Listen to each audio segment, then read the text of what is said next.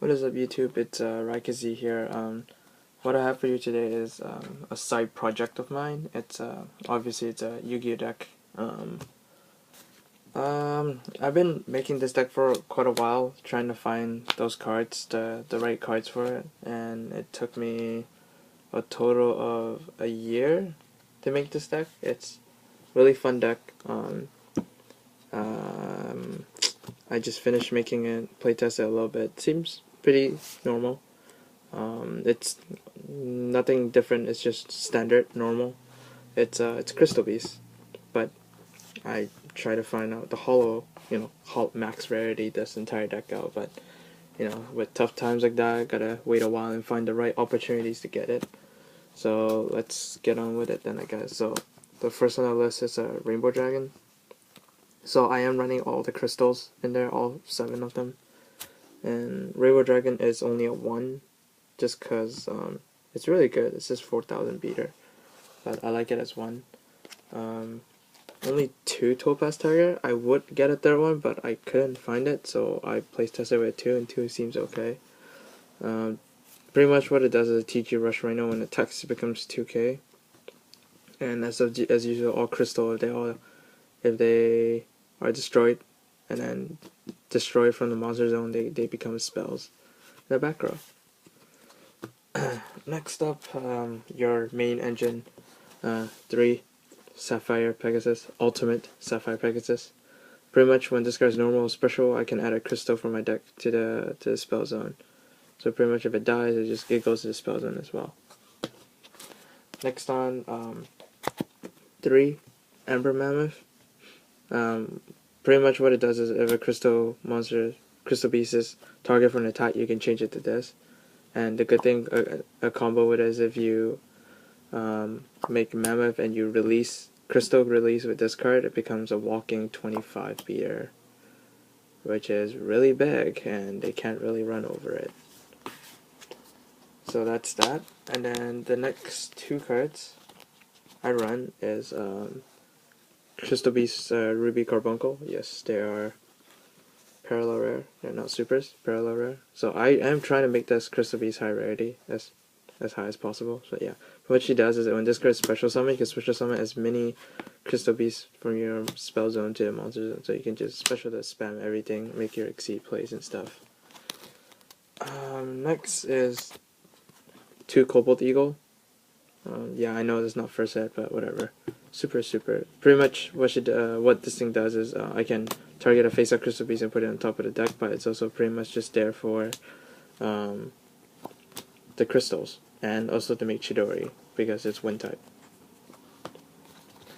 And then last I play 1 Amethyst Cat. Just Cat, as you can do direct attack, but it's half, and 1 Tortoise. Tortoise is just a wall. You can just set 2000k wall and go ahead. So that's it for the monsters. Moving on to spells, I run obviously the field spell, Ancient City Rainbow Ruins. Yes, they're all ultimate first sets. They're really nice. A really long list of effect, but if you want to find out what it does, just check it online. But the fastest one I'll do is if it has 1 Crystal Beast can't be destroyed by card effect. There's 2 I can half damage I take. If it's 3, I can send a Crystal Beast monster to the graveyard to negate a spell or trap. If at 4, I can draw a card. At 5, I can special summon a Crystal Beast during my main phase. So that's a long list of effect right there. And then moving on to the crystal spells, I run 2 Abundance.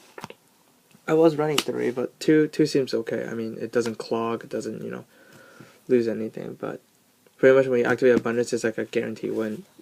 When I have 4 or more Crystal Beast in my spawn trap, I can activate this, send everything. So that means things like Stardust or anything that says destroy that targets doesn't activate. So I can send them all to the graveyard and then special summon as many Crystal Beasts according to whatever my opponent has. Sorry, I'm a little sick. Anyways, 2 Crystal Promise. Target a Crystal Beast from a trap win spell zone. Special summon it. Pretty standard. And then I run 3 Beacon. 3 is a little bit too much in my opinion, but it's kind of like your Monster Reborn, I guess. or your call, haunted, whatever you want to call it. It's pretty much just you call out from the deck, but then you must control 2 crystal beasts in the spell zone to resolve. So yeah, so it is a good card. And two blessings just to recycle them after you after you use their effect. You can just put it back in there. And obviously 2 crystal release. Pretty much it's equipped that it gains 800 attack, and if it leaves when it's sent to when this card is sent from the field to the graveyard, you can add a crystal piece of spawns trap card zone. So if I can just set this, bait MST, get the effect, search. Yep. And then I run 2 rare values. Honestly, I would bump it out to 1, but I mean, like, it's really good with blessing, so I can just draw 2, I guess. And rare value is just what it does. If I control 2 or more crystal beasts, I can select my opponent select one of them, and then I put it in the graveyard and I draw 2 cards. So it's kind of like a draw engine, I guess. And then run 2 terraforming to search for it, search for the ancient ruins. 1 dark hole because dark hole is good. 2 dualities because you don't special a lot, and triple MST just because there's back row hate. And then for the only trap I run is treacherous trap hole. Yeah. For the extra deck, it is not really completed. Like, I personally don't even think you need it, but I run Dweller, Direwolf. You will run more Direwolf because most of these cards are beasts. They're mostly beasts, so yeah, the beast. Yeah, so they're mostly all beasts, so you can just use Direwolf effect to pop to search. 1 Maze Stroke and a double Chidori. Chidori is really nice. It's a new addition to the deck. Just because I do have wind types, I can just make this, bounce it back, make all the plays. So hope you guys like the Crystal Beast deck profile. I don't have any Psy, like I said. This is a really fun deck. Yeah. Hope you guys like it. Like, comment, subscribe. Peace.